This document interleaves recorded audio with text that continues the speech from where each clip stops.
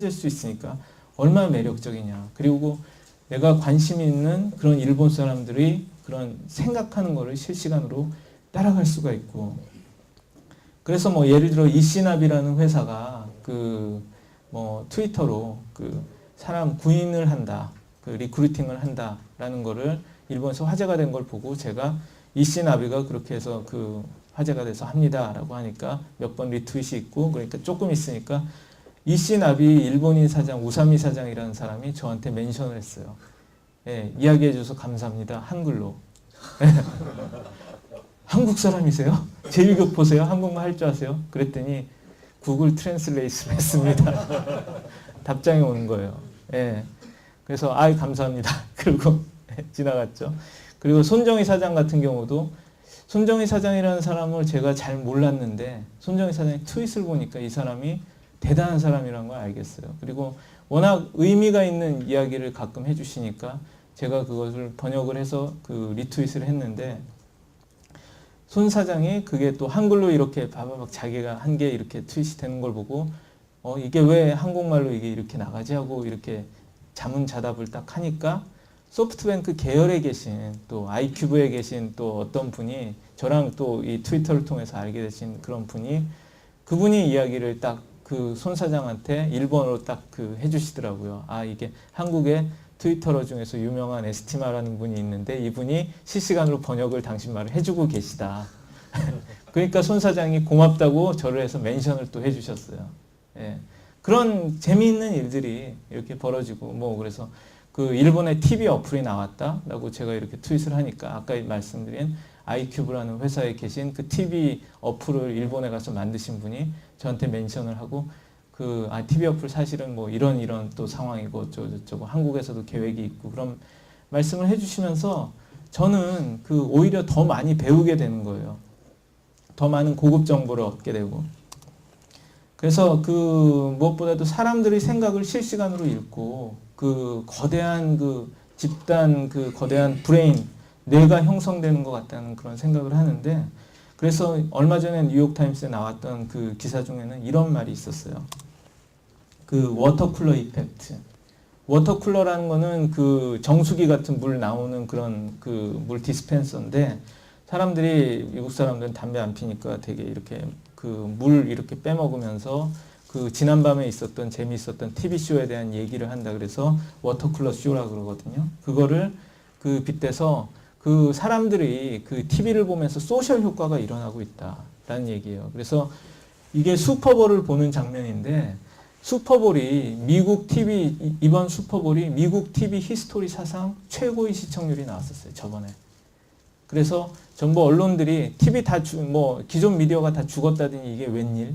그리고 그래미상이라든지 여러 가지 라이브 이벤트들이 시청률이 아주 잘 나오는 그런 상황이 되니까 뉴욕타임스 기자가 거기에서 착안을 하고 이게 혹시 소셜 네트워크와의 소셜 미디어와의 뭔가 그 시너지 효과가 난 게 아닐까 싶어서 그걸 조사를 하고 그리고 그 방송국 간부들한테 그 취재를 해서 쓴 기사가 이건데 이 기사를 뭐 알게 된 것도 워낙 또 트윗이 많이 되니까 사람들이 공감을 하니까 그래서 알게 된 건데 그래서 그 사람들이 그 트위터라든지 이거 스마트폰을 들고 트위터라든지 이런 걸 영향으로 슈퍼볼 한다 지금 무슨 장면이 나왔다 그걸 보고 TV 앞으로 더 가고 그리고 그걸 보면서 다른 자기 트위터 친구들이나 페이스북 친구들과 대화를 한다는 거예요. 그래서 그런 효과로 오히려 TV가 그 많은 효과를 보고 있고 그래서 그 Internet is not our enemy, Internet is our friend 라고 CBS 그 CEO가 이야기를 했을 정도고 저도 그 저번 주에 그 김연아 그 피겨 스케이팅 그거를 그 미국 시간으로 밤 11시에 했는데 그걸 보면서 실제로 그런 김연아에 대해서 일본 사람들이 어떻게 생각을 할까? 그 바로 트위터 검색을 해서 보는 거예요. 보자. 김연아 대단하다. 김연아 선수 별차원. 너무너무 대단해. 김연아 뭐 그 완벽. 김연아 선수 대단하다. 압도됐다. 김연아 노미스. 뭐 이런 말들이 지금 보면 초 단위로 계속 뜨는 것을 알 수가 있죠. 그걸 보면 실시간으로 일본 사람들이 뭐 욕하는 사람도 있겠지만 대부분은 압도됐다라는 것을 그 순간에는 알 수가 있어요. 영어로도 봐도 마찬가지였어요. 그 순간 영어로 봤을 때도 많은 사람들이 그걸 실시간으로 보고 있으면서 김연아에 대해서 얘기를 하는 것을 알 수가 있고, 한국에서도 똑같이, 그러니까 저는 보스턴에 있는 저희 집에서 TV를 보고 있지만 저 혼자 보고 있는 게 아니라 전 세계인과 보고 있는 것 같은 생각이 드는 거예요. 그래서 제가 거기에서 한마디를 하면은 김연아가 대단하다. 제가 MBC 아나운서가 그 김연아 뭐 Long Live the Queen이라든지 그 뭐라 그랬더라? I have never seen something like this in Winter Olympics 이런 말을 했을 때 제가 듣자마자 그 말 자체가 재미있어서 바로 트윗을 했거든요. 그러니까 그걸 여러분들이 또 리트윗을 해주시고 막 그러면서 마치 제가 혼자 있는 게 아니라 다 같이 이렇게 보고 있는 듯한 거대한 공간 속에서 그런 느낌을 이렇게 얻게 됐었다는 거죠. 그리고 또 새로운 비즈니스 기회도 있는 것 같아요. 트윗을 통해서 뭐 비즈니스를 할 수 있는 분들 서로 많이 만나셨을 거예요. 그것도 있겠지만 그 미국에서는 그 이상의 더 놀라운 그런 그 일들이 벌어지기도 하는데, 제가 예전에 그 소개를 했었던 서울버스 앱 그 문제 때문에 그걸 보고 제가 미국의 사례 그거 보고 안타까워서 미국의 사례를 제가 이렇게 소개를 했는데, 뉴욕시는 2만 불의 상금을 걸고 빅앱스라는 어플 개발 콘테스트를 하고 있습니다. 뉴욕시 데이터를 공개해 시를 더욱 투명하고 믿을만하게 만들겠다는 것입니다. 서울시도 본받아야 했더니 이게 또 엄청나게 리트윗이 됐는데, 이걸 그 트윗을 하고 나서 회의를 이렇게 들어갔는데 회의하고 나와 보니까 저한테 메일이 와 있어요. 이 빅앱스라는 이 행사를 주관하는 회사의 CEO가 저한테 메일을 보냈어요. 그래서 어떻게 알았어? 하고 답장을 딱 보냈더니 이 친구가 트윗덱으로 빅앱스라는 그 키워드를 계속 쫓고 있는데 갑자기 한글로 RT가 막 되길래 번역해서 보니까 네가 이런 말을 해줬고 그래서 땡스, 그리고 이 제 블로그와 그걸 타서 보니까 그 니네가 그 라이코스 CEO인 걸 알았고 그래서 그걸 통해서 이메일을 보냈는데 우리 이 콘테스트에 들어와 가지고 협찬 좀 해라. 어쨌든 재밌잖아요. 예, 그럼 그 알게 된 계기로 그럼 다음에 뉴욕 갈 때 그럼 한번 보자. 뭐 이렇게 할 수도 있는 거고. 예. 그러니까 참 스마트하게 일한다라는 그런 생각이 들었어요. 그 참 센스 있게. 그리고 보면 전 세계에 제 팔로워들이 있으니까 미국에 뭐 보스턴 날씨가 이래요 그러면은 뭐 샬롯에서는 이렇습니다. 캘리포니아는 이런데요. 뭐 아틀란타는 어쩌고요. 뭐 뉴욕은 눈 많이 와요. 이런 게 실시간으로 저한테 다 답지가 돼요. 그래서 그리고 뭐 그걸 통해서도 저는 뭐 많이 저는 뭔가 대놓고 물어보면 너무 멘션이 많이 올 것 같아서 오히려 안 물어보거든요. 무서워서. 근데 예를 들면 페이스북이 잘 나간다라는 얘기를 하니까 저번에 그 페이스북 인도네시아도 저는 인도네시아에 있는데 인도네시아는 끝내줘요. 여기 다 써요. 그러는 거예요. 그 순간 왜 인도네시아가 그럴까? 내가 옛날에 가봤을 때 안 그랬는데 그 생각이 들면서 한번 물어봤어요. 예. 그렇게 물어보니까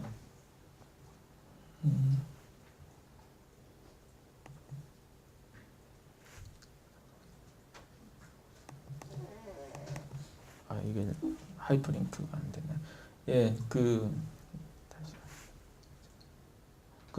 물어보니까 인도네시아의 주재원으로 계신 분이 답을 주셨어요. 그러면서 인도네시아는 워낙 그 특성도 있고 모바일 폰에 아예 그 페이스북이 아예 탑재가 돼서 나오고 뭐 그런 이야기들을 해주셔서 제가 그냥 넘길 수가 없겠더라고요. 그래서 그 주신 내용을 인용을 하고 바탕으로 해서 그냥 블로그를 간단히 제가 더 한 걸 인용을 해서 또 썼더니 그거를 보시고 또 자기가 알고 있는 거 이상 배웠다고 고맙다고 하시고 또 다른 인도네시아에 계신 분이 나와서 더 첨언을 해주시고 막 그러면서 지식이 뭔가 완성이 돼가는 그런 느낌이라고 그럴까요? 그래서 어떤 일에 대해서 굉장히 잘 알 수 있게 되더라 더.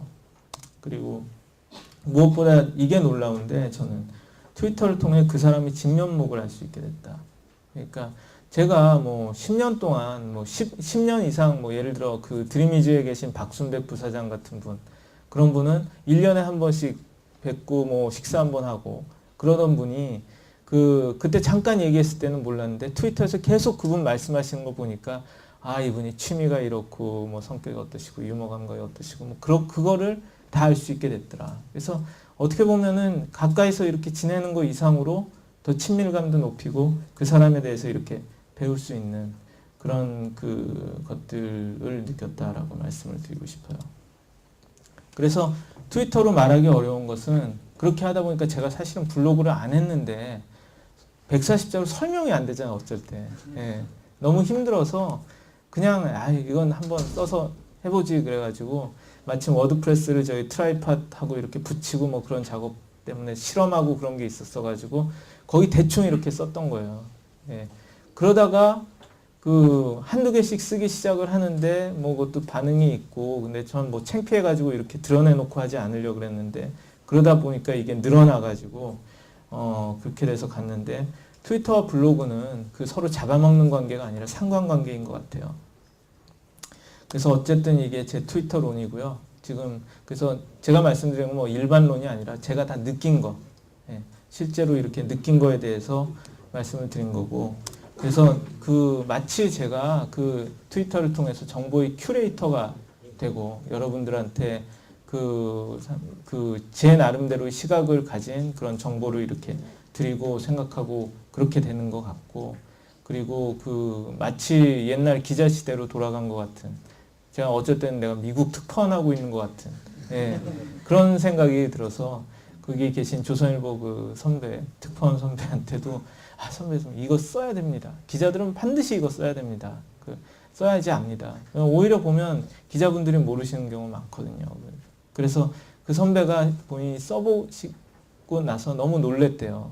뉴욕타임스 기자들 팔로우하고 뭐 그렇게 하면서 정말 도움이 되는 그런 정보들이 자기한테 오고 그렇다는 걸 알면서 세상이 정말 이렇게 바뀌고 있다는 것을 이렇게 알고 꼭 보스턴 오시면 저한테 들르셔가지고 또 그런 거 물어보시고 뭐 그렇게 하고 가세요. 그래서 어쨌든 그 미국인들한테는 그 페이스북, 트위터는 완전히 생활이다. 페이스북은 뭐 거의 제 느낌으로는 거의 90% 이상 거의 할머니, 할아버지들 굉장히 연세가 높은 분들까지 다 쓰는 굉장히 일상적인 서비스가 돼 있고, 그런 것은 이 미국이 워낙 광대하고 큰 나라이기 때문에 가족들이 흩어지고 그 친지들 뭐 학교 클래스메이트들 연결하기가 어려운데 페이스북을 통해서 그 뉴스 피드를 통해서 자기가 그 자기 러브원스가 어떻게 지내고 있다는 것을 사진이나 글 한마디를 보는 걸로 굉장한 정서적인 안심감을 이렇게 느낀대요. 그래서 할머니, 할아버지들 그런 거 좋아하시고 사진도 올리고 뭣도 하고 그러면서 전 사회 자체가 그 굉장히 소셜 미디어화 돼가고 있는 그런 거고, 트위터는 그렇다고 해서 모든 사람이 쓰는 서비스는 분명히 아니고 트위터의 성격은 브로드캐스팅이 강하기 때문에 특히 미국에서는 그 유명인 셀러브리티들이 많이 쓰고 기자들 다 쓰고 뭐 TV 뉴스나 뭐 이런 걸 봐도 뭐 나올 때마다 팔로워스 다 그러고, 그러니까 뭐 트위터 잘 모르는 우리 애들이나 저희 와이프나 부모님도 미국에 오셨다가 다들 저한테 트위터가 도대체 뭐야? 라고 물어보시. 하도 TV에서 많이 나오니까. 예. 여기까지가 트위터에 대한 얘기고요. 그리고 그 미국에 가서 한국에서는 느끼기 힘든 점인데 구글의 파워를 저는 정말 많이 느꼈어요. 구글의 알고리즘의 그 파워와 거기서 그 핀포인트를 찾아주는 검색의 능력은 정말 발군이고, 그렇기 때문에 모든 사람들이 미국이 사실은 다른 나라들보다는 그 구글의 서치 쉐어가 오히려 낮은 거고요. 유럽은 거의 90% 이상이 다 가니까 그런 그 상황인 것이고, 그리고 구글을 받쳐주는 저는 가장 중요한 그 지렛대고 제가 좋아하고 많은 정보를 얻는 것은 위키피디아라고 생각을 해요. 보면 지식인 같은 서비스가 영어권에 없어도 끄떡없고 문제가 없고 오히려 더 탄탄하게 구성이 되는 것은 위키피디아가 받쳐주고 있기 때문이고, 위키피디아에 들어가면 웬만한 것은 다 설명이 되는 시대라는 거죠. 그래서 저는 옛날에 미국에서 공부하고 살 때는 뭔가 이렇게 무슨 이디엄을 듣거나 뭔가 표현을 듣거나 뭐 했을 때 그걸 찾아볼 길이 없었어요. 금방은. 예, 인터넷에 들어가도 그렇게 쉽게 정보들이 나오지 않았고 그건 위키피디아 이전 시대였으니까. 근데 지금은 뭐든지 궁금하면은 검색해보면 다 나와요. 금방 다 나오고 찾기 쉽고, 그렇기 때문에 뭐든지 궁금할 때 바로바로 검색하면서 찾아보면은 제가 미국에 대해서 예전에 비해서 훨씬 더 빨리 배우고 잘 알 수 있게 된 것 같아요. 그래서 뭐 예를 들어 뉴스를 보다가 MBC 나이틀리 뉴스라는 그 프로그램의 역사를 보고 싶다 해서 이렇게 찾아보면 엄청난 정보가 거의 다 들어있고, 그래서 저걸 한번 쭉 읽어보면은 웬만한 미국 사람보다 저기에 대해서는 더 잘 알 수가 있고, 그러다 보니까 그 암기할 필요가 없는 세상, 예, 뭐든지 그냥 찾아보면 나오니까. 더구나 스마트폰이 있으면서 그 자리에서 바로 그 음성 검색 같은 걸로 검색을 그냥 해버리면은 바로 나오니까, 예, 내 메모리가 여기 들어가 있는 것 같은 그런 생각이 든다 이거죠. 그래서 또 좋은 게 사람 찾는 거라든지 인물 정보 같은 게 프라이버시 진짜 문제가 나올 정도로 너무 잘 나와요. 그러니까 뭐 좀 그런 게, 사실 미국에서는 그 사람을 뽑을 때 레저메이에 아무것도 없거든요. 레저메이에 이름, 주소, 연락처, 그 경력, 학력밖에 없거든요. 이 사람이 남자인지 여자인지 몇 살인지 그리고 인종이 어떻게 되는지 아무것도 없어요. 예. 근데 받았을 때 궁금할 때 구글에서 서치해 보면은 페이스북에 나오는 얼굴 사진 백인인지 흑인인지 몇 살인지, 예, 치링하는 것 같아가지고 조금 미안한데 저는 그렇게 봤어요. 예. 그래서 제가 궁금한 사람이 있으면, 예를 들어서 뉴욕타임스의 유명한 데이빗 포그라는 그런 그 인터넷 칼럼니스트 기자 같은 경우, 이 사람이 어떻게 이렇게 노래를 잘 부르고 막 이렇게 재미있게 하지? 보면 위키피디아 찾아보면 아, 이 사람 뮤지컬 디렉터였어. 예. 이런 정보들이 기가 막히게 다 나오고, 제가 길을 가다가도 이렇게 궁금하고 갑자기 떠오르면 그 예를 들어서 MBC 뉴스의 앵커 브라이언 월리엄스가 어떤 사람이지?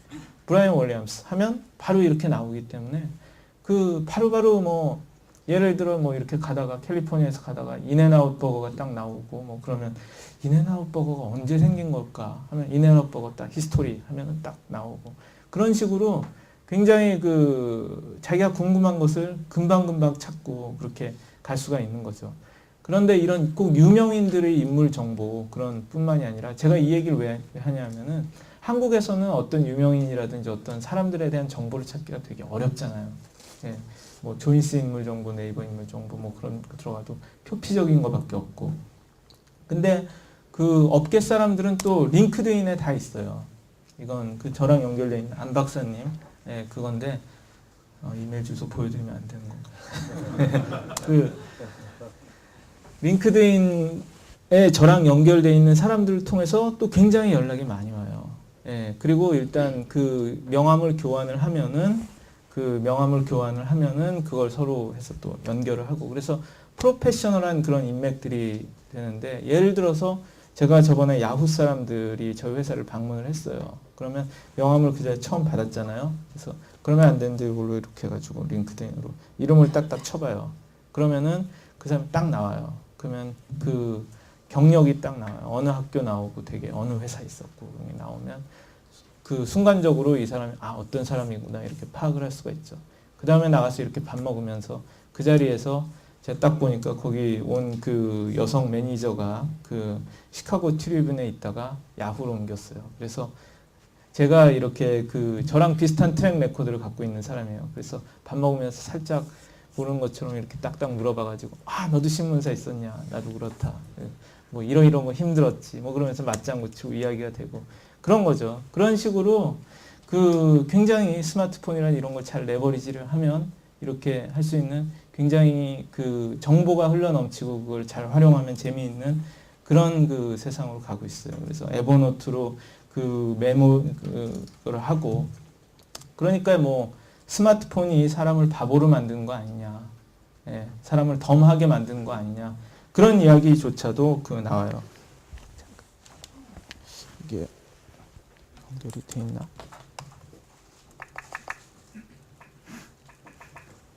그래서 뭐 그 빈튼 서프라고 그 인터넷의 아버지인 그 분 있죠. 그분 같은 경우는 이런 말도 있더라고요. 제가 이렇게 재미있게 본 비디오인데. What do we as a society do to prevent that? Because it's really that's not helping in terms of creating smarter people. Okay. 이 사람 얘기는 스마트폰이 사람을 바보로 만들지 않느냐. 그 어디 나갈 때 아무것도 적지도 않고 아무것도 기억도 안 하고 이렇게 아이폰만 하나 들고 나가가지고 그 자리에서 바보처럼 이렇게 딱 하다가 아이폰 나가면 아무것도 못하는 예, 그런 사람이 되지 않느냐. 그러니까 빈튼 서프한테 그 이야기를 하니까 그 정보가 넘치는 시대에 어떻게 대처를 해야 되느냐. 그러니까 빈튼 서프가 하는 말이 It's just it's easier to do this so I'm not showing my back to everybody. First of all, you know what that reminds me of, Mike? It reminds me of the guy that complained about the invention of writing. Because he said people would no longer remember anything because they could just write it down, and so it was a really bad thing, and writing was a terrible idea. It reminds me of people complaining about calculators. People won't be able to do arithmetic anymore because they'll go and use a calculator, and so the society will just disintegrate. 맞죠. 그러니까 뭐 그 적지 않으니까 뭐 그 적으니까 이제 기억할 필요가 없고 뭐 그렇다라는 얘기인데. Now, not to stop making fun of the point though, it is actually very important for people to recognize that these systems are not always right. In fact, it's also important to recognize that not everything you get off the internet is right. This is called critical thinking, right? You're supposed to think a little bit about the information that you get as opposed to following it, right over the cliff. I do worry that people have a tendency to simply believe what they're getting, even if they know better, because they want to rely on it. It's easier. It's convenient. I guess all I can say is that we need to highlight the mistakes that happen so that people recognize that there's some risk and you should pay attention to what you're doing. 그래서 저는 이게 굉장히 중요한 얘기라고 생각을 하는데 이분이 말씀하시는 게 뭐냐면은 그 스마트폰 뭐 이걸 쓰고 다 좋은데 그 사람들이 그냥 그 써 있는 것을 믿는 경향이 있다라는 거죠. 예, 정보를 예를 들어서 뭐 우리 옛날에 그 신문에 나는 건 다 진실이라고 이렇게 믿던 시절이 있었죠. 예. 근데 뭐 옛날에 그 매스미디어의 권위가 있을 때는 그랬는데 실제로 이렇게 가보면은 거기에도 많은 오류들이 이렇게 숨어 있는 거고. 근데 인터넷 시대에도 사람들이 인터넷에 써 있는 게 또 진짜라고 이 정보를 자기가 그 이해를 하고 받아들이고 이렇게 그 할 수 있는 능력이 이제 그 가장 중요하다는 그게 크리티컬 띵킹이고 사람들이 정보를 보고 이해하고 그렇게 필터링하고 그렇게 이게 진실인지 아닌지 그 필터링 해낼 수 있는 그런 능력이 그 중요하다라는 그런 이야기고요. 그래서 우리가 이런 스마트폰이라든지 이런 걸 쓰면서 그런 부분에 대해서 그 많이 고민을 하고 그래야 될 것 같습니다. 그리고 또 한 가지는 그러니까 그 이번에는 그럼 또 미국에서 많이 나오는 얘기가 그거예요. 구글이 우리를 바보로 만드는 거 아닌가. 예. 뭐든지 검색을 하면은 다 나오니까. 그러니까 옛날 사람들보다 요즘 애들이 공부도 안 하고 그 머릿속에 담아 있는 것도 없고 뭐 있으면은 바로 구글 링을 해서 그냥 찾아서 읽고 그러는데 그게 과연 좋은 것인가? 라는 얘기를 할 때 구글의 CEO 에릭 슈미트가 얼마 전에 다보스 포럼에서 한 얘기. That children today, if they're not in school and not asleep, are online on some form of digital, mobile, or computing or gaming device. So we have no idea what the long-term things. I will tell you, since Google hires a lot of young people, I think the young people now are much more impressive than my generation was. So I think the aggregate output is better. So without commenting, there's a lot of evidence, for example, that 솔직히 지금 세대가 옛날 세대보다 훨씬 똑똑하다는 얘기죠. teenage gaming, which most of us think is sort of crazy because it wasn't invented when we were young, in fact improves strategic reasoning, navigational reasoning, and it obviously improves hand-eye coordination. So there are lots of reasons to think that technology has a positive effect. The one that I do worry about is the question of deep reading. As the world moves to this instantaneous device that literally is your online helper, it remembers everything, it knows where you are, it knows where you're going, knows where friends are, it's your communications device, it's your Wikipedia, et cetera, it's all right there. You're going to fundamentally spend less time reading long-form literature of one kind or another, books, magazines, and so forth. And that probably has an effect on cognition. 그래서 이 부분은 저도 깊이 우려하는 부분인데 그 다 좋고 똑똑해지고 프라이버시 뭐 하여튼 그렇게 서로 연결하고 그거는 좋은데 그렇게 되니까 딥 띵킹 그거를 못 한다는 얘기예요. 그러니까 저도 지금 큰 반성을 하는 부분이 그 책을 못 읽겠어요. 예, 트위터를 하니까. 예, 이렇게 기사 나오는 거 그런 거 재밌는 것들이 너무 많으니까 거기에 파묻혀가지고 동영상 볼 것도 많고 파묻혀가지고 긴 책을 못 읽겠어요. 시작하다가 자꾸 끊기고 그래서 그 부분이 그 저희 고민이기도 하고 방금 그 구글 에릭 슈미트가 이야기하는 그런 딥 리딩의 문제 저런 부분은 어떻게 좀 해결을 해야 될지 그래서 아이패드가 멀티태스킹이 안 되는 게 좋다는 거예요. 네.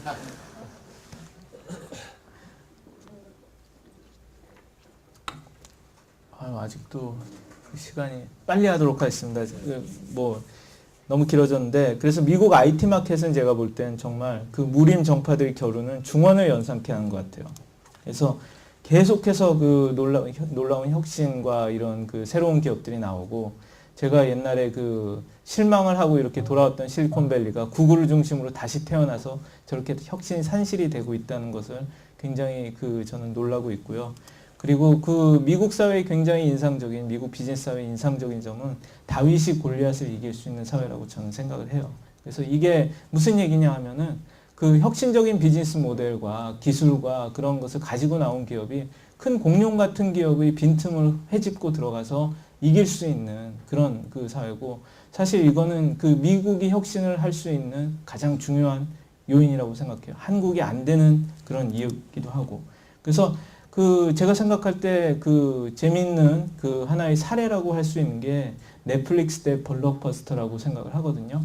그래서 넷플릭스는 아시는 분들도 많을 텐데 이런 식으로 종이에 담겨서 DVD를 이렇게 해서 우편으로 받고 다시 이렇게 다 본 다음에 종이에 이렇게 넣어가지고 닫아서 우편함에 넣으면 돌아가고 그렇게 되면 이렇게 쌓여있는 제 큐에 있는 딱 돌아간 게 이 표시가 되고 해서 다시 다음 영화가 이렇게 로딩이 돼서 저한테 오는 그런 시스템이에요. 근데 넷플릭스가 인기를 얻기 전에 블록버스터 비디오라는 공룡이 있었어요. 전 세계 거의 10,000개에 가까운 아울렛을 가진 5조, 6조 하여튼 엄청난 매출을 지닌 이런 공룡이 있었는데 얘들이 고객을 위해서 생각을 안 한 거예요. 얘들이 돈을 버는 것은 레이트 피라 그래서 2박 3일, 1박 2일로 했을 때 하루라도 늦으면 거기에 대해서 몇 달러씩을 차지를 했어요. 그래서 제가 2000년도에 유학을 갔을 때 가끔 빌려보려고 그래도 사람이 자꾸 그걸 까먹고 그렇게 되기 때문에 굉장히 불편하고 화가 나지만 할 수 없이 레이트 피를 내고 그랬던 기억이 있거든요. 그러다가 그때 넷플릭스를 찾았어요. 그때 쓰던 사람들이 몇십만도 안 됐을 초기였었는데 제가 그걸 발견하고 쓰기 시작하고 너무 서비스가 괜찮아서 주위에 다 이렇게 권유를 하고 알려주고 그랬었는데 그때 미국에서 있다가 돌아오고 다시 이번에 미국에 가보니까 넷플릭스가 엄청난 공룡이 되어 있는 거예요. 1,400만 가입자가 있어요, 미국에. 예, 미국에 1,400만 가입자가 있고 주위에 보면 웬만한 사람은 다 넷플릭스 가입해 있어요. 예. 그래서 시총이 거의 4조 원 가까운 그런 공룡이 되어 있어요. 그럼 그렇게 넷플릭스라는 회사가 성장할 동안 블록버스터는 어떻게 됐느냐? 블록버스터는 지난 분기 적자가 거의 5천억에 가깝고 시총이 빌리언 달러인 회사가 800억 원대가 돼서 거의 부도 직전에 이르러 있어요. 그래서 블록버스터가 나중에 넷플릭스처럼 하지 않으면 자기들한테 이제 고객이 빠져나간다는 것을 깨닫고 모델도 바꾸고 넷플릭스 같은 그런 온라인 비디오 그것도 하고 하여튼 남들이 하는 건 미투식으로 뒤늦게 쫓아갔지만 이미 늦었던 거예요. 다 지고 결국은 이렇게 처참한 그런 상태가 돼서 미국이란 이 비즈니스의 이 약육강식 사회에서는 방심하면 죽는다. 예. 내가 이렇게 아무리 큰 기업이라도 조금이라도 방심하고 오만에 빠지면은 그렇게 죽는다. 끊임없이 혁신하지 않으면 안 된다. 그래서 요즘에 토요타를 보면 참 여러 가지 생각이 들죠. 그래서 제 차가 토요타 캠리라서 리콜 대상이라서 지금 저도 그걸 뼈저리게 지금 토요타의 문제를 느끼고 있습니다. 그래서 미국은 하여튼 정말 보면 스타트업 하기 좋은 나라고 정말 기회가 많은 나라 같아요. 실력만 있으면 실력과 그게 있으면은 시장도 넓고 워낙 스타트업들도 많고 그러면 스톡옵션 그리고 또 그거를 사주는 구글, 애플, MS 이런 회사들이 있고 그리고 소프트웨어 엔지니어가 우대받는 사회다. 엔지니어들이 몸값이 세고 그리고 엔지니어 다 레이오프를 해도 엔지니어는 웬만하면 레이오프를 안 하는 그런 문화가 있는 나라고 그러고 계속 인수합병이라든지 이런 것을 그 열심히 하는 무림 고수들이 혈투를 벌이는 그런 인터넷 같다는 거고, 이거는 그 제가 생각할 때 제가 미국에 있으면서 갖는 여러 가지 큰 즐거움 중에 하나가 좋은 글을 읽는 거예요. 너무나 언론이라든지 블로그라든지 이런 좋은 글들이 많아서 그런 뭐 영어의 압박이 있지만 글을 읽으면서 희열을 느낄 정도로 굉장히 좋은 그런 글들이 많은데, 예를 들어서 이 빌턴 버스 패커라는 이런 글은 그 제가 전에 한번 소개한 적이 있는데, 뉴욕타임스 기자가 트위터에 대해서 이렇게 칭찬을 하는 글을 썼는데, 그걸 갖고 그 뉴요커에 있는 그 패커라는 그런 저널리스트가 나는 트위터 못 쓰겠다. 나는 트위터의 그 스트림만 보면 현기증이 나고 거기에 삼켜질 것 같다라는 식의 올드스쿨식의 이야기를 썼고, 그게 트위터에서 수천 번 리트윗이 되면서 이런 기자가 있다. 그래가지고 엄청 대화제가 된 거예요. 그러니까 이 사람이 얼마나 기분이 황당하겠어요. 근데 그 사람이 바보가 아니거든요. 자기 주관이 있어서 그렇게 얘기하고 굉장히 그 나름대로 그 괜찮은 사람인 것 같은데, 글솜씨도 원래 유명한 정치 저널리스트고. 그러니까 그걸 뉴욕타임스의 그 빌튼이라는 기자가 그걸 블로그로 해가지고 기사를 쓴 거예요. 그랬더니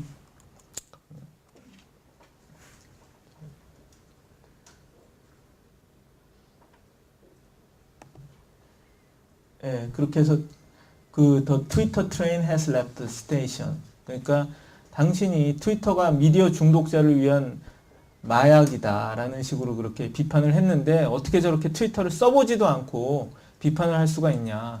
레스토랑에 가보지도 않고 거기 비평하면 좋겠냐, 이런 식으로 공격을 했어요. 그랬더니 그 트위터 열차는 이미 역을 떠났다. 그래서 너는 옛날에 그 기차도 무서워서 안 탈 놈이다.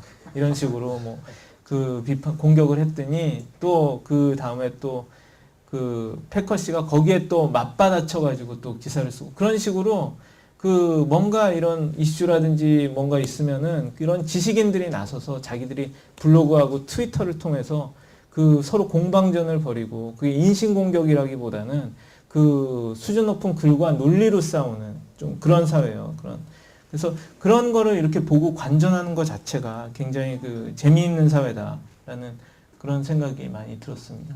그래서 이런 것들을 제가 트위터나 이렇게 블로그에서 이렇게 소개를 했고, 그리고 그 로저 이버트라는 유명한 영화 평론가가 자기 그 음성 그걸 써가지고 시간이 너무 많이 흘러가지고 넘기고요. 하여튼 결론을 뭐 이렇게 결론이랄 게 아니라 그냥 이런 생각을 저는 하면서 살고 있고요.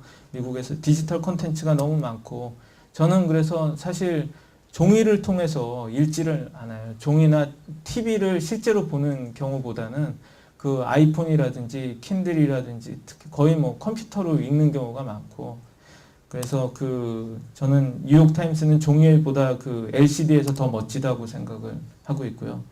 그리고 그 뉴스는 거의 다 팟캐스팅으로만 봐요. 예, 그래서 이건 운동을 하면서 미국에서 뉴스를 보는 건 되게 좋아하는데, 그래서 어떤 날은 시간이 될 때는 그 ABC 뉴스, MBC 뉴스, CBS 뉴스를 다 봐요. 예. 이런 걸 봐야지 미국 애들하고 얘기를 할 수가 있고 회사를 운영하는 데 도움이 될 수가 있어요. 이렇게 보면서 이걸 꾸준히 그 돌아가는 것을 학습을 하니까 미국 애들이랑 밥 먹거나 그럴 때 이야기를 하면서 전혀 화제라든지 이런 걸 꿀리지 않고 걔들이 하는 얘기를 다 알아들을 수 있게 되더라고요. 저는 뭐 아이폰, 맥북 프로 이 킨들을 이렇게 돌려가면서 쓰면서 이렇게 하고 있고, 미국에 가가지고 이제는 그 윈도우 랩탑 이렇게 바꿔가면서 2개 들고 다니지 않아도 돼가지고 너무 행복하고, 그리고 주로 유튜브라든지 이런 팟캐스팅, 오디오북을 통해서 많이 이렇게 이야기를 하고 뭐 그렇게 하고 있고요. 그래서 오디오북이 또 굉장히 또 이렇게 많이 도움이 되고 좋은 그런 게 많아요. 근데 이것도 길어서 듣기가. 예. 그래서 너무 흥미로운 콘텐츠가 많아서 맨날 시간이 2배로 있었으면 좋겠다. 예. 그런 생각을 많이 하고 있고요. 그래서 뭐 간단히 말씀드리면 미국은 참 끊임없는 그런 혁신이 흘러넘치는 사회고 재미있는 일들이 많이 벌어지고 그런 사회 같고, 미국은 정말 미디어 패러다임의 변화의 한 소용돌이 속에 있다. 사람들이 동영상 다 온라인으로 보고 신문도 다 종이로 안 보고 그 컴퓨터로 보고 이제 모바일로 보고, 그리고 그 안에서 소셜 미디어가 좋은 컨텐츠를 발굴하는 디스커버리 엔진, 그리고 구글 페이지 랭크가 디스커버리 엔진 역할을 하면서 그 좋은 콘텐츠들이 위에 발굴돼서 자동으로 사람들이 선택 위해서 올라오는 구조가 되어 있어요. 그래서 저는 한국이 문제인 게 그런 그 선순환 구조가 온라인에서 전혀 되어 있지 않다는 게 참 전혀는 아니겠죠. 뭐 열심히 하고는 있는데 생각보다 잘 안 되고 있다는 게 그 문제라고 생각을 하고, 그래서 결국은 앞으로는 이런 정보력의 차이, 스마트폰, 인터넷을 통해서 이렇게 정보를 활용할 줄 아는 사람과 못하는 사람의 그런 차이가 앞으로 더 나는 그런 사회가 되지 않을까. 그래서 한국도 이제 아이폰을 써보시고 그러면서 느끼실 거예요. 그리고 국경을 넘어서 정보를 습득할 수 있는 그런 능력을 가지는 게 굉장히 중요하다는 그런 생각을 많이 하고 있고요. 그래서 끊임없는 공부와 노력이 필요하고, 이제 정말 이 사회의 탑에서 뭔가 이끌어가고 그러려면 계속 공부를 해야 되고, 그래서 옛날처럼 정보의 독점이 있던 시대처럼 그 높은 사회적 위치가 저절로 사람을 현명하게 만들어주지는 않는 것. 뭐 어떤 뭐 CEO라고, 그리고 아니면 장관이라고, 높은 관리라고 해서 저절로 그 고급 정보를 아는 시대는 이제 지났고, 자기가 열심히 알고 파고 이해하려고 하지 않으면, 아이폰을 써보지 않으면 절대 이해할 수 없는 것처럼 이렇게 사회가 변하고 있는 것 같다라는 게 제 생각이고, 미국 생활에서 이렇게 많이 느낀 점입니다. 예, 너무 오래 얘기했습니다. 죄송합니다. 이상입니다. 감사합니다.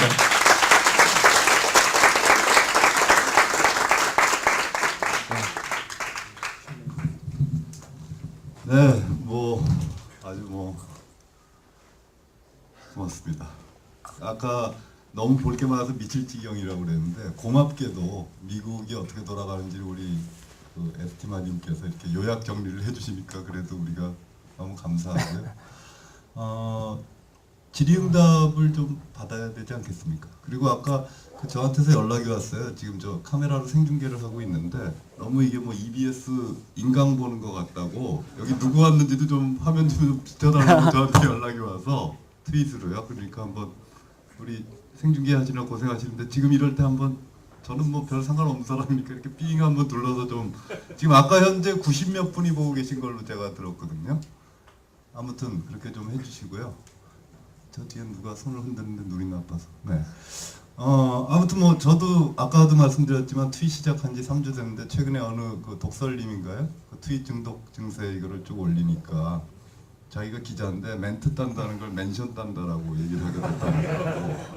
또 어떤 분이 그 팀장인가 봐요. 팀에다 공지해, 그걸 팀에다 RT해라 이렇게 했다는 그런 얘기가 있는데, 아무튼 한국도 아주 급격하게 가고 있는 것 같습니다.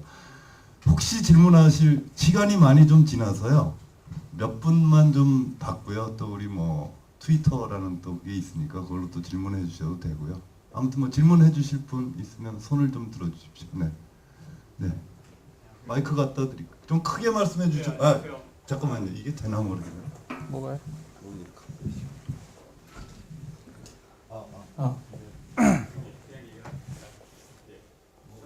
네, 질문을 하시면 그걸 요약해서 하고. 그 마이크가 되면은 하는 게 지금 중계 들으시는 분도 있으니까 안 돼요? 예. 에스티마님이 그걸 또 요약해. 예. 저는 이제 방송국 쪽, 미디어 쪽 방송국 쪽에서 일하고 있는데요. 일단 이제 지금 모바일 시장이 바뀌면서 우리나라 방송국, 특히 이제 미디어 쪽 방송국도 좀 많은 변화가 되려고 생각하는데, 제가 방송 쪽에서 어떤 것들을 준비해야 되는지, 또 미국에서는 지금 어떤 것들을 준비되어 가고 있는지 좀 알고 싶습니다. 어떤 거를 제가 방송 전문가도 아니고요. 그냥 많이 보기만 하는 건데, 아직은 모바일로 이렇게 방송을 보는 게 저는 아직 조금 불편하다고 생각을 하고 있거든요. 왜냐하면 가장 좋은 온라인 서비스인 훌루닷컴이 아직 아이폰으로 서비스를 안 해요. 그런데 훌루가 지금 아이패드로는 서비스를 할 거라는 말들이 지금 계속 나오고 있거든요. 그래서 제가 미국에서 온라인 서비스, 온라인 방송 관련돼 가지고 이렇게 보면은 저는 일단은 접근성이 좋고, 사이트를 UI라든지 이런 걸 굉장히 편리하게 잘 만들었고요. 그게 굉장히 일단 좋고, 어떤 브라우저에서도 사실 문제 없이 이렇게 되는, 그래 아주 플래시 브라우저긴 하지만 그런 것들이 굉장히 좋고, 그리고 사람들이 시간이 없잖아요. 예를 들어서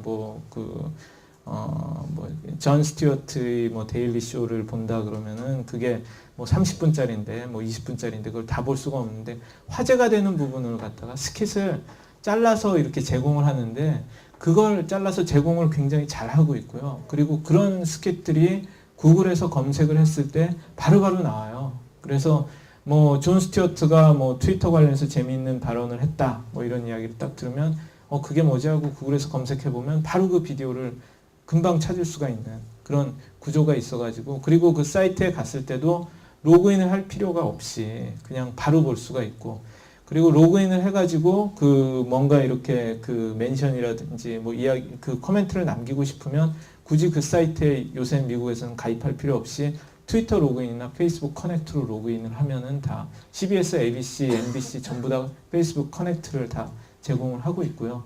그래서 그런 부분들이 그 굉장히 좋고, 그리고 그 팟캐스팅을 그 뉴스 프로그램이라든지 이런 그 드라마 아닌 거는 팟캐스팅을 전부 다 이렇게 제공을 하고, 그리고 그 뒷이야기 비하인드 스토리 이런 것들도 미국 방송들은 적극적으로 제공을 해서 버즈를 만드는 거예요. 그러니까 제가 옛날에 트윗으로 소개를 했었던 그 배틀스타 갈락티카 같은 그 긴 드라마 같은 경우는 그 한 편 한 편마다의 그 커멘터리 비디오 그 어떻게 만들었다는 게 40분짜리인가 뭐 그런 커멘터리가 매회 다 있어요. 그래서 그 팬인 우리 그 매니저 크리스라는 애는 그걸 다 들었다 그러더라고.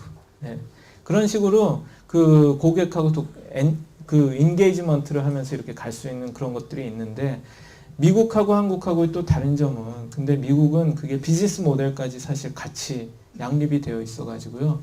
프리롤 광고라든지 그런 거를 통해서 그 동영상 트래픽이 있으면은 훌륭하게 모니타이즈도 이제 되는 세상이에요. 그러니까 더더욱 열심히 그걸 가고 방송국들이 투자를 하는데, 한국은 아직 그 동영상 그 비디오 광고 시장이 제대로 아직도 잘 형성이 안 되어 있기 때문에 좀 대응이 어려운 것 같습니다. 예. 예. 네, 안녕하세요. 우선 좋은 말씀 잘 들었습니다. 트위터의 유싱킹 고연혁이라고 하고요. 네. 그 제가 이제 직업상이 그 코리안 컨설팅에 헤드헌팅을 하다 보니까 참 많은 회사들이랑 인재분들을 만나게 되고 있습니다, 요새. 근데 이제 요즘 흐름을 보면은 뭐 다들 잘 너무나 아시겠지만은 이제 앱 시장, 그러면 이제 오픈 생태계를 보고서는 이제 기회다 싶어가지고 뭐 한 2-3명 정도만 모이면은 스튜디오를 하나 새로 차려서 그런 시장에 뛰어드는 창업을 하는 그런 열풍도 많이 불고 있고, 뭐 비단 앱만이 아니라 소셜과 관련된 각종 콘텐츠나 이런 쪽 사람들이 많이 몰리고 있는데요.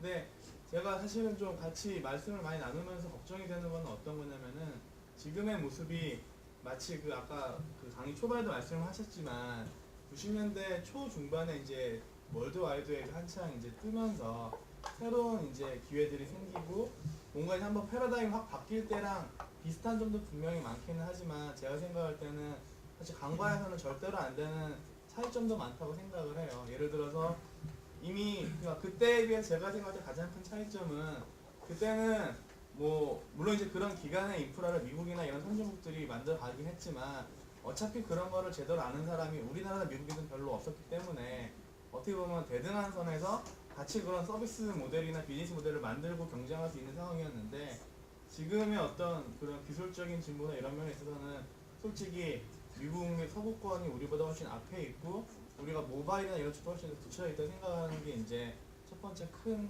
차이점이고요. 두 번째 같은 경우는 그때는 사실 누구도 이런 거를 경험을 별로 못 해봤는데, 디지털 세대의 패러다임 변화에 대해서. 근데 지금은 이미 그거를 제대로 경험을 해본 진짜 알짜배기 사람들이 있기 때문에 마치 언뜻 잘못 착각하면은 뭔가 오픈이 다 되어 있고 무한한 가능성이 있을 것 같긴 하지만, 실제로는 굉장히 소수의 게임이 돼서 그거를 파악하지 못한 사람들은 나가 떨어지기가 쉬울 것 같거든요. 근데 뭐 저는 이제 90년대 초중반에 대해서는 대표님이나 여기 계시는 다른 연배 있으신 분들 같이 정말 몸으로 많이 못 겪어봤기 때문에 이 정도의 피상적인 생각밖에 할 수 없는데, 대표님이 보였을 때는 이런 관점에서 봤을 때 지금 여러 가지 뭐 창업이 됐든 뭐가 됐든 새로운 기회를 살려고 싶은 분들에게 그런 좀 경험을 해봤기 때문에 알 수 있는 그런 차이점들을 한번 좀 정리해 줬으면 좋겠습니다. 그러니까 90년대하고 지금의 차이요? 네, 그러니까 그때 월드와이드 웹이나 그런 인터넷이 대두가 되면서 여러 가지 새로운 기회가 생겼을 때 그런 흐름과 지금 이제 소셜 네트워킹이라든가 아니면은 이제 오픈 앱스토어나 이런 생태계가 오면서 가져오게 되는 차이점에 있어서의 차이. 저는 지금 보면 그 인터넷은 이제 진짜 시작인 것 같아요. 예, 인터넷이 이제 진짜 시작인 것 같고 그동안 그동안 정말 그 진짜 게임 시작하기 전에 그 했었던 거고 그래서 그 매스 미디어라든지 종이 신문이라든지 이런 데들이 과연 버틸 수 있을 것인가 뭐 옛날에 불안해하고 뭐 그러다가 이거 뭐 괜찮겠지 뭐 이렇게 안심하다가 그러다가 정말로 그 디스럽티브 테크놀 파괴적인 그런 변화들이 지금 나오기 시작을 하면서 그 새로운 변화들이 일어나고 있고 그때는 사실 그 초기였고 많이 약했고 여러 가지로 테크놀로지가 그렇게 그 지금처럼 이렇게 변하지 않았는데 지금 완전히 모든 게 그 일용품화, 커머디티화 돼가지고 그렇게 변하고 있고 그때보다도 훨씬 더 쓰기 편한 그러니까 그걸 상징적으로 보여주는 변화가 바로 그 아이폰의 등장이라고 저는 생각을 하는데 정말 이거는 그 테크 쉐이비한 그런 저희 지금 여기 있는 그런 분들이 아니라 정말 우리 어머니, 아버지, 부모님 이런 분들도 잘 모르시는 분들도 편히 쓸 수 있는 그런 디바이스들이 나오고 거기에 소셜화라든지 여러 가지 그 프로파일로 해서 자연스럽게 붙을 수 있는 광고 모델이라든지 서브스크립션 모델들이 대두하기 시작하면서 돈도 벌 수 있는 그런 상황인 것 같아가지고요. 그때보다는 저는 훨씬 더 긍정적으로 봐요. 그때는 사실 그때 제 기분 옛날의 기분은 인터넷이 대단한 건 알겠는데 그때는 정말 어떻게 돈을 버는지 어떻게 배너 광고가 기존 광고보다 더 낫다는 것인지 그때는 사실 90년대 후반에는 솔직히 이해하기 어려웠어요. 제가 IT 기자를 하고 있고 그러긴 하지만 이거는 분명히 지금의 그 미친 듯한 하이프 뭐 이 닷컴 그거는 버블이라고 저도 이렇게 느낄 수밖에 없었던 그런 상황인데 지금은 그런 버블이 아니고 예를 들어서 그 페이스북이 올해 그 1조가 넘는 매출을 올린다 그러잖아요. 예. 옛날 같으면은 사실 아까 라이코스 옛날 것도 봤지만 그렇게 뭐 엄청난 밸류에이션이 된 회사들이 매출은 뭐 한 그냥 뭐 몇십억에 손실은 뭐 몇백억 막 이런 분위기였다고요.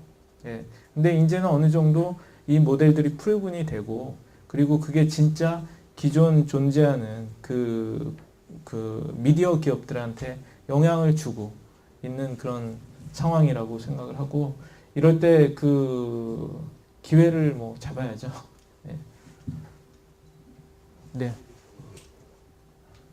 네, 저는 그 치프트리라는 아이디를 쓰고 있는 네. 자원근혁이라고 합니다. 그리고 모바일이랑 웹 쪽에 관심이 많은데요.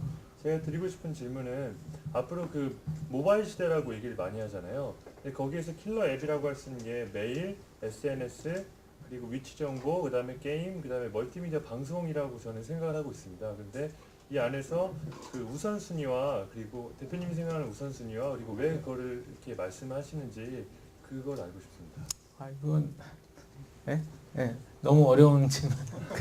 갑자기 아니 다 중요한 것 같고요. 근데 다 중요한 것 같은데 뭐 메일이라든지 이런 거는 메일 자체는 보면 그 트위터가 상당 부분 메시징 그 역할을 하고 있고 트위터 이외에도 보면은 뭐 포스퀘어라든지 뭐 다양한 그런 것들이 있잖아요. 근데 제가 봤을 때는 그 스마트폰이 이 맥북보다 이런 랩탑보다도 훨씬 더 똑똑한 것 같고 그런 면에서 똑똑할 수 있는 이유는 이건 딱 개인한테 밀착된 디바이스고 그 어디에 있는지 알고 있다는 게 굉장히 중요한 것 같아요. GPS를 통해서 위치 정보에 기반한 정보를 딜리버해주고 나이라든지 이런 그걸 학습을 해서 개인한테 최적화된 그런 걸 주기 때문에 그 밖에의 그런 혁신과 뭐 이런 것들은 기존 PC에서 다 할 수 있었지만 모바일에 맞는 스마트폰에 맞는 뭐 그런 거라면은 저는 위치 정보를 어떻게 잘 연계해서 이렇게 가는 게 더 차별화를 하고 뭔가 이렇게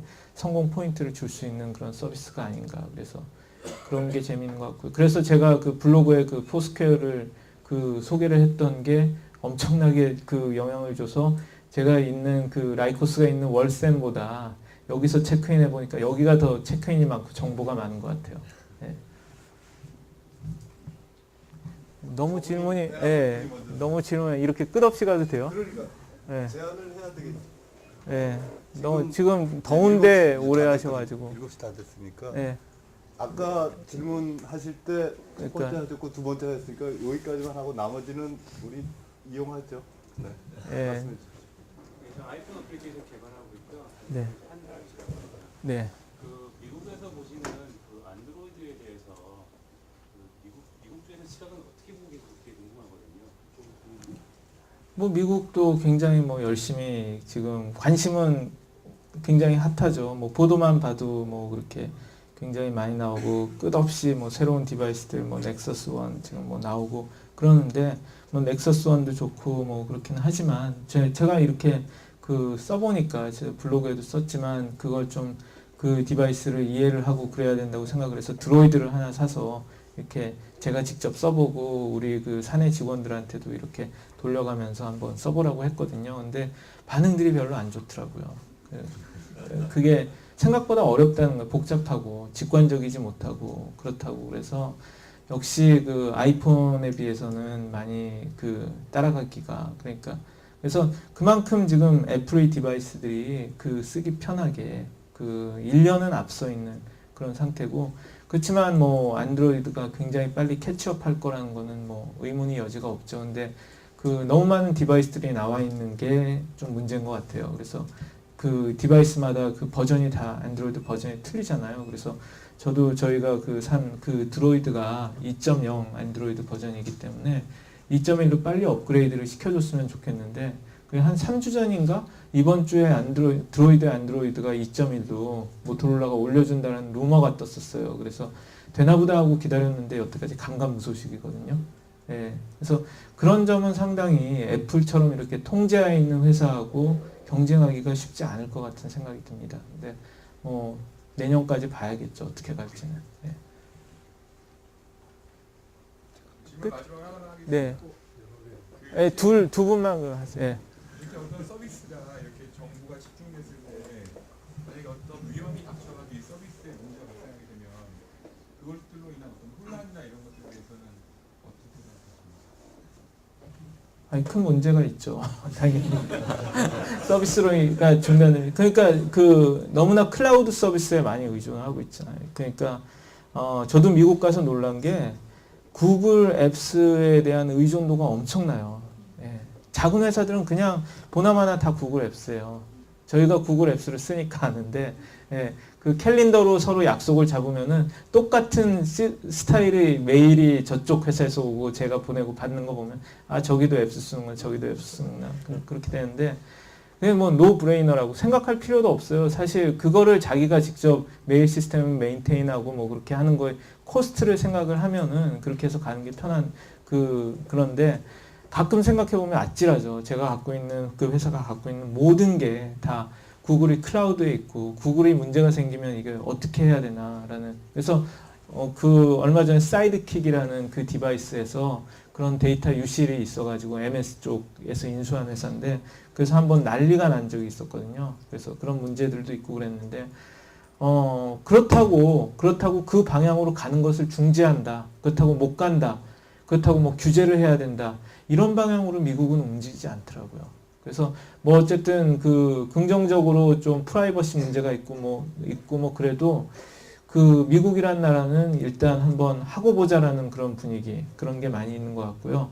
유럽은 굉장히 프라이버시에 대해서 거꾸로 그 문제 제기를 많이 하고 있고. 근데 미국은 제가 보기에는 그런 것도 있는 것 같아요. 워낙 그 구글이라든지 그런 기업들이 거대하고 그리고 그 회사의 법무팀이라든지 이런 거 잘 갖춰놨기 때문에 로비라든지 이런 거를 통해서 그 여론의 문제라든지 이런 거를 어느 정도 이렇게 물줄기를 바꾸고 뭐 그런 식으로 하는 게 좀 가능해서 인터넷 기업들이 세서 그런 게 아닌가 하는 그런 생각도 듭니다. 네. 네, 저는 삼성전자에서 그 컨버전스 관련해서 연구를 하고 있는데요. 네. 요즘 페이스북이나 트위터를 보면은 정말 부럽습니다. 이게 과연 우리나라에서 이런 서비스가 가능할지 글로벌한 서비스가 가능할지 그런 게 굉장히 부러운 점이 많거든요. 예전에 2년 전에 저희 회사에 와가지고 한번 강의를 하신 적이 있는데 그때 페이스북을 설명을 하시면서 뭐 이런 서비스가 있다라고 설명하셨는데 지금의 모습이 2년 전하고 또 완전 다르게 엄청나게 페이스북이 커졌거든요. 네. 트위터로 말할 것 같으면 컨셉은 굉장히 간단하지 않습니까? 140자 입력하는 건데 그게 이렇게 크게 서비스가 될 줄은 몰랐습니다. 근데 제 생각에 이게 과연 우리나라에서 이런 서비스가 개발이 돼가지고 나오면은 가능할지 그런 의문이 드는데요. 그게 개인적으로 단지 이게 문화적 차이나 아니면 이제 언어적 그런 것 때문에 단지 우리나라 제가 미국에서 태어나지 못했기 때문에 우리나라 사람들은 그런 걸 이제 할 수 없다라고 그렇게 생각할 수 있는 건지, 우리나라에서 그런 글로벌한 서비스가 가능하려면은 그게 과연 가능한 건지, 안 된다면 왜 안 되고, 가능하려면은 뭐가 돼야지 가능한지. 그게 여기 IT 여기 관심 많으신 분들 오셨는데 여기 있는 사람들이 그런 서비스를 또 개발할 수도 있는 거고, 아니면 여기 다음이 가지고 있는 글로벌한 그런 회사로 나가기 위해 가진 고민일 수도 있는데요. 그 부분에 대해서 어떻게 생각하시는지. 그것도 너무 어려운 질문이신데 느낀 점을 그냥 말씀. 그런 거 가지고 제가 여기 와가지고 이거 준비 못하고요. 이틀 동안 최세훈 대표랑 계속 아귀했어요. 예, 할 수 있냐 없냐. 예. 워낙 우리가 글로벌 서비스라고 해가지고 판판이 깨지고 잘 못하니까요. 예. 뭐 싸이월드도 뭐 사실 그랬고 NHN도 사실 그렇게 뭐 그렇고 게임 업체들 이외에는 웹 서비스가 나가서 그렇게 하기 어렵고, 그거는 일본 애들도 똑같이 고민하고 있는 그런 문제. 일본 애뿐만이 아니라 얘기 들어보면 유럽 애들도 다 그래요. 왜 미국만 저렇게 글로벌 서비스가 되고 다른 데는 안 될까?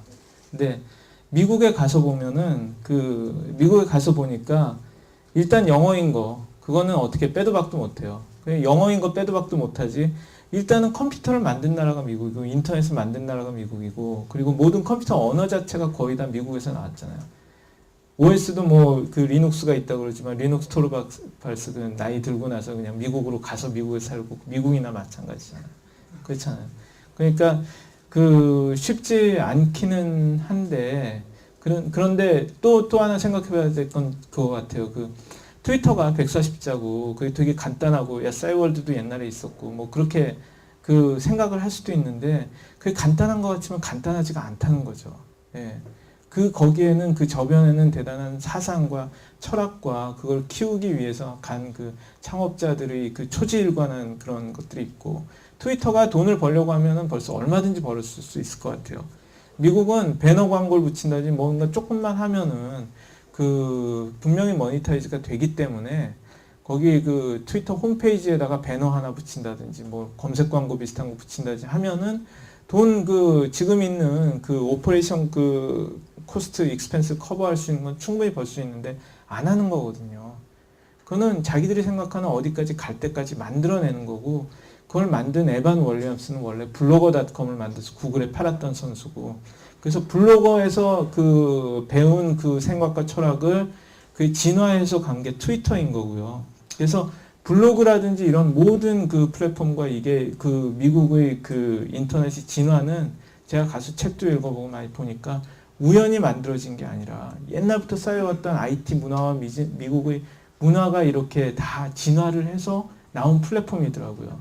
근데 우리가 블로그를 처음에 이렇게 도입하고 그럴 때 왜 블로그를 해야 되는지도 모르고 한 건데, 블로그가 우연히 나온 게 아니라 미국에서도 보면 블로그 비슷한 저널을 갖다가 꾸준히 뭐 써온 그런 성각자들, 그게 이렇게 되면서 그게 어느 순간 표준이 만들어지고 그렇게 해서 가는 거기 때문에 쉽게 이길 수 있을 것 같은데 쉽게 이기지 못하는 거예요. 그게. 그러니까 미국